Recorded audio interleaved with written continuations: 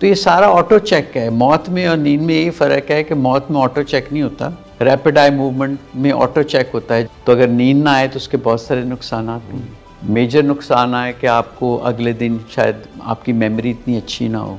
तो सुबह जब इंसान उठता है तो कॉर्टिकोस्टेरॉइड की प्रोडक्शन होती है दिमाग के। है तो ये स्ट्रेस हार्मोन, लेकिन आपको दिन के लिए रेडी करता है कि आप एक सोने का टाइम फिक्स कर लें। उससे ज़्यादा इम्पॉर्टेंट है जागने का टाइम फिक्स करें। लोग समझते हैं नींद की गोलियां नहीं हैं, ये दिमाग को थोड़ा सा सुकून देती हैं, तो लिहाजा नींद भी आ जाए। ये ऐसे है जैसे आपने दर्द के लिए पैरासीटामोल ले ली। जी अस्सलाम वालेकुम जी, मेरा नाम कासिम अली शाह। उम्मीद करता हूँ कि आप खैर-ओ-आफियत से होंगे। और मेरे साथ इंतहाई काबिल साइकेट्रिस्ट डॉक्टर रहील करीम साहब मौजूद हैं। इससे पहले भी आप डॉक्टर साहब की बातचीत सुन चुके हैं। मुझे कभी मिलते हैं तो मैं खुद भी इनसे गाइडेंस लेता हूँ और बड़ी चीज़ें सीखता हूँ। इनकी वीडियोस अगर आप पहले वाली भी फॉलो करें तो ऐसे कई मौज़ूआत हैं जो आपके फ़हम को, बिलखसूस साइकोलॉजिकल प्रॉब्लम्स जो लोग फेस कर रहे हैं, उनकी समझ बूझ भी आपकी बढ़ेगी और आप एक सेल्फ मैनेजमेंट की तरफ भी जाएंगे। डॉक्टर साहब, एक बड़ा चैलेंज आज के ज़माने में जी दुरुस्त है, वो है नींद का। जी, कईयों को नींद नहीं आती जी, और फिर कुछ लोग ऐसे हैं जिनकी उम्र ज़्यादा हो जाती है और एक ख़ास उम्र पे जाके भी उनकी नींद की मिकदार बहुत थोड़ी हो जाती है। हम देखते हैं छोटा बच्चा होता है सर, वो सोता ही रहता है, थोड़ी देर बाद फिर सो जाता है, फिर डेवलपमेंट हो रही होती है, फिर सो जाता है।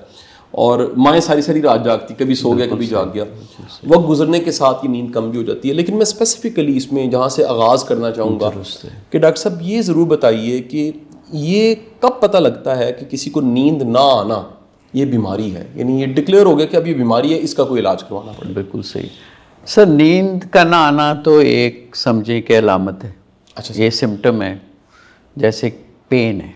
अच्छा, आप पेन के पीछे आप ज़रा इन्वेस्टिगेट करते हैं कि ये दर्द क्यों हो रहा है। ठीक है, अगर छाती में दर्द हो रहा है तो मैदे से दर्द आया है, हार्ट का दर्द है, यानी कि पट्ठों का दर्द है।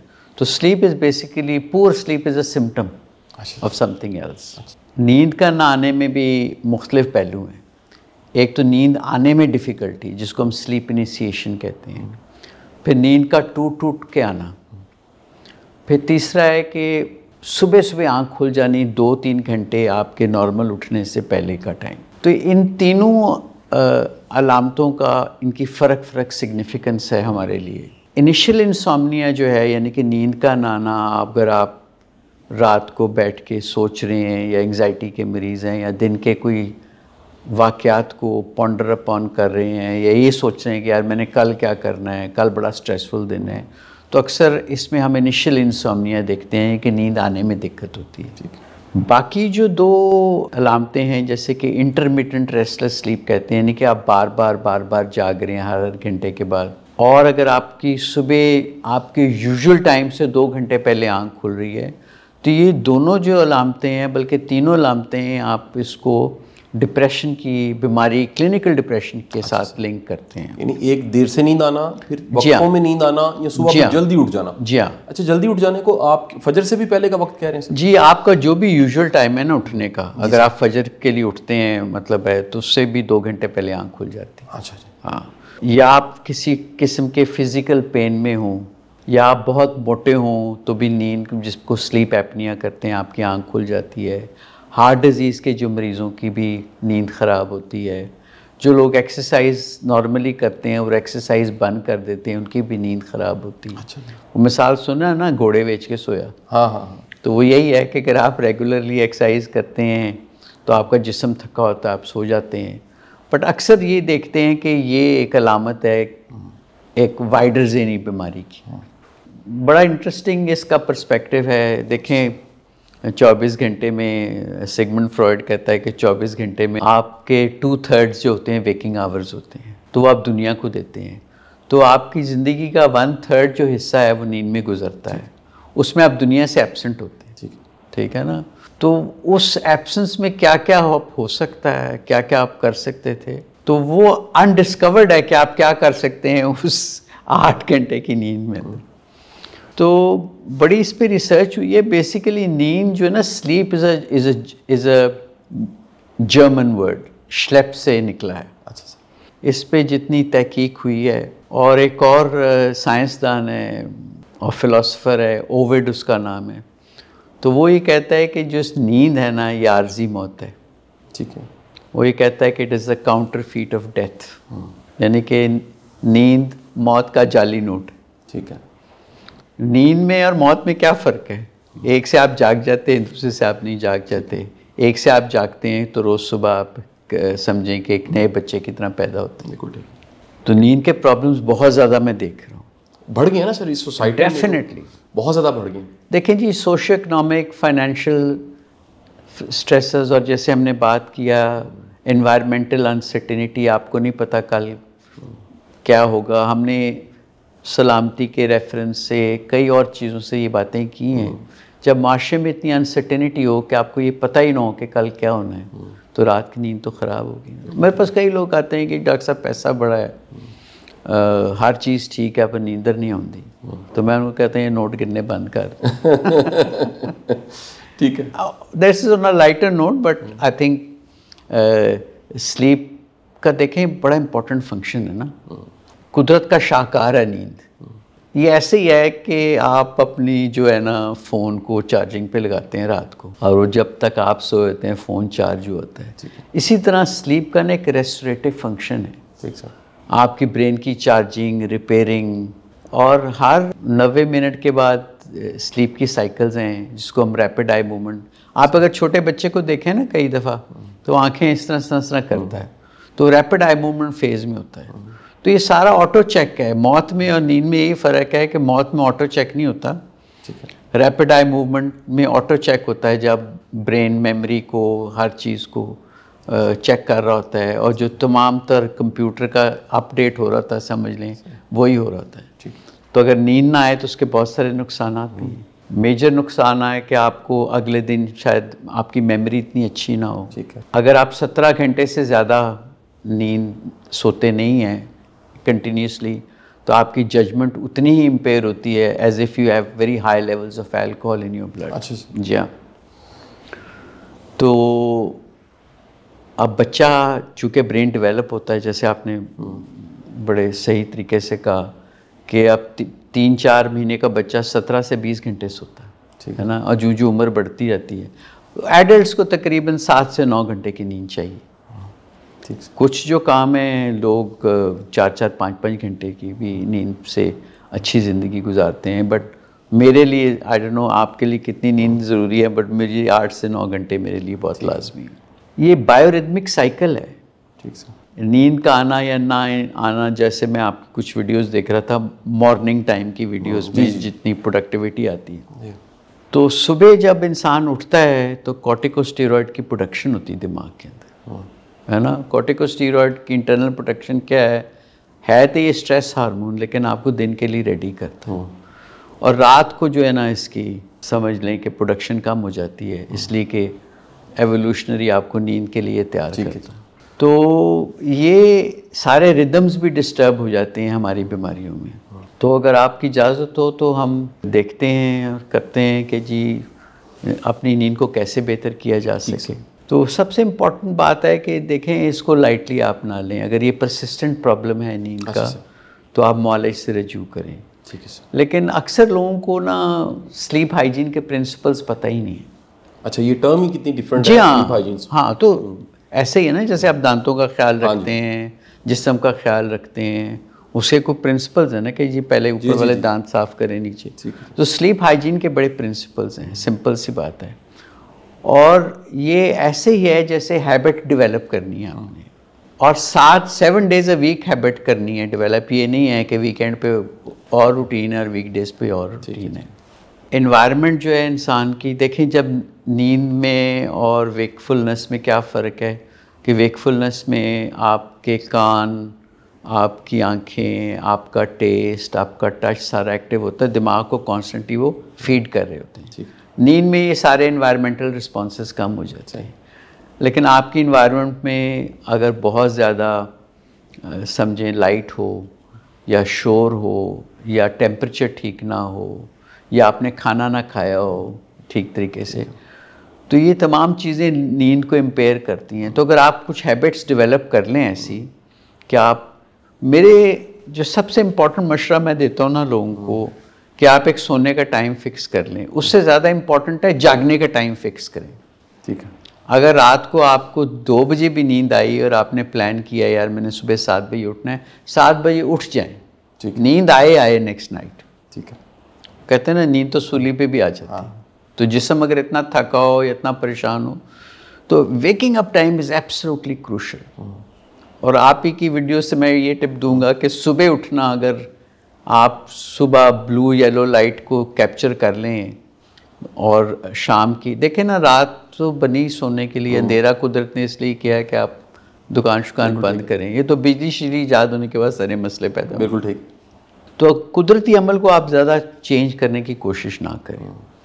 और ये भी इम्पॉर्टेंट है कि आपका कमरा हवादार होना चाहिए, कंफर्टेबल होना चाहिए। इस तवज्जो से मैं कहूँगा कि अक्सर लोग मुझे कहते हैं जी हमें नींद नहीं आती। जब मैं उनसे पूछता हूँ आप क्या कर रहे हैं, वो कह रहे हैं जी मैं टैबलेट देख रहे हैं, मैं अपना आईपैड देख रहे हैं। अब इसकी होती है ब्लू लाइट। हमें पता है ब्लू लाइट जो है मेलाटोनिन को, जो स्लीप इंड्यूस करता है हार्मोन, उसको इम्पेयर करता है। तो ये बहुत इम्पॉर्टेंट है कि आपकी प्री बेड रूटीन हो जिसमें आप जो भी आपको चीज़ पसंद है, रिलैक्सेशन टेक्निक है, नात सुननी है, कुरान पाक सुनना है, हल्की सी कोई लाइट हार्टेड किताब पढ़नी है, तो अगर आप ये चीज़ें फॉलो करें तो आपकी नींद बहुत बेहतर हो सकती है। ठीक हो गया सर। अच्छा सर, मैं इसमें एक सवाल आपसे करना चाहूँगा। बेशुमार हमारी बहनें काउंसलिंग के केस में भी आती हैं, फिर हमें रिकमेंड करना पड़ता है कि आप किसी मुआलिज के पास जाइए, साइकियाट्रिस्ट के पास जाइए। बच्चा पैदा हो जाता है जब, तो उसके बाद में कुछ ऐसा होता है, कोई ऐसा टाइम होता है जिसमें नींद आना ख़त्म हो जाती है। उसको पता नहीं बेबी बलून कहते हैं, बेबी ब्लूज। मैं चाहूँगा सर उसकी भी थोड़ी सी वजाहत कर दें, क्योंकि हमारे यहाँ लाइल्मी बहुत ज़्यादा पाई जाती है। ये क्या प्रॉब्लम है? देखें जी, टोटल फ़र्क हार्मोन सिस्टम है ना, जो आदमियों में नहीं है ना। तो ज़ाहिर है औरत ही बच्चा पैदा कर सकती, कुदरत ने उसको बनाया ऐसा है। उसकी रिस्पॉन्सिबिलिटीज़ भी बढ़ा दी हैं। लेकिन हमारे यहाँ जैसे स्वीडन में या आप जितनी भी स्कैंडिनेवियन कंट्रीज़ देखें तो वो बाप को भी 6 महीने की छुट्टी देते हैं ताकि वो अल्टरनेट कर सकें। तो इसमें हमने देखा है कि ऐसी औरतों को ज़्यादा होता है जिनकी कोई पेरेंटल सपोर्ट नहीं होती, या हस्बैंड वो कहता है कि मैं तो कम ते जाना है, तो मैं जा रहे हैं दूसरे कमरे तो तू बच्चा साम। उसको बच्चा भी संभालना पड़ता है दिन रात को, पेरेंटल सपोर्ट भी कोई नहीं। और ज़ाहिर है पोस्टनेटल ब्लूज़ तो किसी हद तक नॉर्मल फिनोमेना है, 3-4 महीने तक रहता है। लेकिन अक्सर postnatal blues can turn into postnatal depression. और फिर पोस्टनेटल डिप्रेशन में भी वही 3 अलामतें आ जाती हैं नींद की ख़राबी की, यानी कि इनिशियल इंसोम्निया भी है, इंटरमिटेंट रेस्टलेस स्लीप भी है और अर्ली मॉर्निंग अवेकनिंग भी है। तो इन ख़वातीन की एजुकेशन होनी चाहिए, इन ख़वातीन को प्रीनेटल क्लासेस मिलनी चाहिए कि यही चीज़ें हो सकती हैं। पोस्ट नेटली यानी कि बच्चे की पैदाइश के बाद इनको टेंशन मिलनी चाहिए। अब इंग्लैंड में तो district nurses are so smart, क्योंकि उन सब चीज़ों का पता है। हमारे यहाँ मिडवाइफ्स को, दाइयों को इन चीज़ों का इल्म नहीं, ख़ास तौर पे जो दूर दराज इलाकों में हैं। मैं वही बात करूँगा, एजुकेशन एजुकेशन एजुकेशन। तो आपके तवज्जुह से ये जो लोग सुन रहे हैं, ठीक है, सेहतमंद माँ होगी तो बच्चा भी सेहतमंद होगा। तो बच्चे का ख्याल रखना बेइंतहा इम्पॉर्टेंट है, बट अपना ख्याल रखना ही बहुत ज़रूरी है। बहुत ज़रूरी है। डॉक्टर साहब, कुछ लोग खुद ही नींद नहीं आती तो नींद की कोई गोली, मैं नाम तो नहीं लूँगा उन दवाइयों मैं ले लेता हूँ, वो खुद ही शुरू कर देंगे वो खुद ही शुरू कर देते हैं। मैं जानना चाहूँगा कि ये तरीका ठीक है, फिर उन्हें आदत पड़ जाती है, वो जब तक नींद की गोली नहीं खाते उन्हें नींद नहीं आती, फिर क्वान्टिटी बढ़ा देते हैं बगैर पूछे, फिर उसके कुछ साइड इफ़ेक्ट्स आने लग पड़ते हैं। ये बड़ा एक अहम मौजूद है, इस पर ज़रूर बात कीजिए। शाह साहब, मेरा ख्याल है कि मैं आपकी बात को एको करता हूँ। जितना ज़्यादा मैं क्लिनिकल प्रैक्टिस में ये चीज़ देखता हूँ, शुरू होती है एक गोली से, और फिर मैं तो दवाइयों के नाम भी लेने को तैयार हूँ, क्योंकि ये कोई ढकी छुपी बात नहीं है, ये लिटरेचर में है। एक ग्रुप है दवाइयों का बेंजोडाइजेपिन, जिसमें ज़ैनिक्स है, जिसमें एल्प्राज़ोलैम है, जिसमें लग्जोटिनिल है। लोग समझते हैं नींद की गोलियाँ नहीं हैं, ये दिमाग को थोड़ा सा सुकून देती हैं, तो लिहाजा नींद भी आ जाती है। ये ऐसे है जैसे आपने दर्द के लिए पैरासीटामोल ले ली। पैरासीटामोल तो आप 2 गोलियां ले लेंगे, 6 गोलियां ले लेंगे मैक्सिमम, उसकी तो डिपेंडेंस और टॉलरेंस नहीं है। ये अल्कोहल की तरह है, आहिस्ता आहिस्ता इसका इफेक्ट ना ख़त्म होता जाता है, तो डोज द बॉडी वांट्स मोर। ठीक है, तो उससे ये होता है कि इसका डोज एस्केलेशन, टॉलरेंस डेवलप होती है, जैसे अल्कोहल या किसी और नशे से। तो मैं तो बड़ा सख्ती से ये कहूँगा कि नशावर दवाइयाँ हैं। मैं एंटी डिप्रेसेंट्स की बात नहीं कर रहा। अच्छा सर। मैं एंग्जाइटी रिड्यूस करने वाली दवाओं की बात कर रहा हूँ। ठीक है सर। तो अब ब्रिटिश एयरवेज के पायलट्स भी दवाइयाँ खाते हैं ज़रा इन बिटवीन शिफ्टें, तो वो नींद इंड्यूस करने की गोलियाँ फ़र्क होती हैं और वो शॉर्ट एक्टिंग होती हैं, 4 से 6 घंटे असर करती हैं और फिर आपको सुबह फ्रेश छोड़ देते हैं। मैं तो उनके भी हक में नहीं हूँ, लेकिन अगर अपने स्लीप साइकिल को बेहतर करना है तो 2 हफ्ते से ज़्यादा मेरी बड़ी बड़ी स्ट्रॉन्ग रिकमेंडेशन है कि 2 हफ्ते से ज़्यादा ना लें। मुआलिज जो है उसकी हिदायत पे लें। वेल विशर्स वो कहेंगे यार ये गोली खा ला, मैंने भी नींदर आ गई, तू भी खा ला, तो वो खून लग गया। फिर ज़ाहिर जब आप उसको छोड़ते हैं तो आपकी नींद बिल्कुल तबाह बर्बाद हो जाती है। फिर आप सोचते हैं कि यार नहीं तो मुझे तो खानी चाहिए। तो ये एक डिपेंडेंस और एडिक्शन के ज़ुमरे में बात चली जाती। ठीक है सर। अब मैं इन लोगों को देखें, एक्सरसाइज का जो इफ़ेक्ट है ना is the same on sleep waves as does hypnotics या सेडेटिव। हिप्नोटिक्स वो हैं जो नींद को इंड्यूस करते हैं। तो एक्सरसाइज आप करें तो आपकी रैपिड आई मूवमेंट जो सप्रेस हो जाती है, तो उतना ही आपको अच्छा। जो लोग रेगुलरली एक्सरसाइज करते हैं, कभी वो एक्सरसाइज नहीं करते तो उनकी नींद ख़राब हो जाती है। वो ऐसे ही है कि आप गोली खा रहे हैं फिर गोली बंद कर दें तो विड्रॉल्स हुए। इसके और बहुत सारे तरीके हैं, बट कुदरती तरीका क्या हो सकता है डॉक्टर साहब? देखें जी, दूध और हल्दी मिला बड़ी ज़बरदस्त बात की है। मैं आपको एक ऑन अ लाइटर नोट, एक इश्तिहार आता है इंग्लैंड में। वहाँ ये जो ट्रैफिक वार्डन्स होते हैं ना, ये जो टिकट लगाते हैं आपने गाड़ी गलत पार्क की है, इनको ना बहुत हेट करते हैं लोग। तो उन्होंने एक इश्तिहार बनाया था एक दूध बेस्ड प्रोडक्ट का, उसका नाम है हॉर्लिक्स। मैं एडवर्टाइज कतई नहीं कर रहा। तो हॉर्लिक्स में है ट्रिप्टोफैन। ट्रिप्टोफैन है प्रिकर्सर मेलाटोनिन, जो स्लीप इंड्यूसिंग हार्मोन का, जो हमारी बड़ी बूढ़ी माएँ कहती थी ना कि गरम कोसा दूध पी लो रात में। Milk has a very very high content of tryptophan in it. अच्छा सर।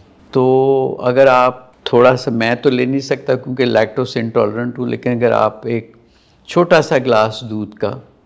दूसरी इम्पॉर्टेंट चीज़ है कि कैफ़ीन, कोका कोला, चाय, कॉफ़ी 6 बजे के बाद अवॉइड करें। ठीक है। सिगरेट स्मोकिंग, लोग समझते हैं उनको सुकून आया था, ये स्टिमुलेंट है। सही सर। तो देखें, बड़ी बूढ़ों की तो बातों में बड़ी विजडम है। और दिमाग को अगर आप पुरसकून करके सोएंगे, परेशानियों को बाहर रख के किसी खूंटे पे टांग के अंदर आके बेडरूम को सोने के लिए रखें। अगर आपको नींद नहीं आ रही तो उठ के थोड़ा सा चक्कर लगा लें, फिर आ जाएं, क्योंकि बेड की और नींद की कंडीशनिंग है। ठीक है सर। तो ये कुछ छोटे छोटे टिप्स हैं जिससे हेल्प की जाती है। लेकिन आई थिंक जो सबसे बड़ा टेक होम मैसेज है ना, जो आपके आखिरी सवाल में है, कि ये बेंजोडायज़ेपिन को खुदारा अवॉइड करें। हाँ, and again things like alcohol and other substances जो कि स्टिमुलेंट है, इनको भी अवॉइड करें। डॉक्टर साहब बहुत शुक्रिया, आप सबका बहुत शुक्रिया। मेरी ये गुजारिश जो डॉक्टर साहब ने बात की है, मैं इसको इसलिए दोहरा देता हूँ। मैंने कई ऐसे लोग देखे हैं जो खुद से उन्होंने नींद की गोलियाँ खाना शुरू कर दी हैं और बाद में वो मज़ीद बीमार हो गए। आपको जब भी कभी चैलेंज आता है बिलखसूस नींद के हवाले से, तो आप अपने मौलिद से लाजमी रब्ता करें। बहुत बहुत शुक्रिया आपका।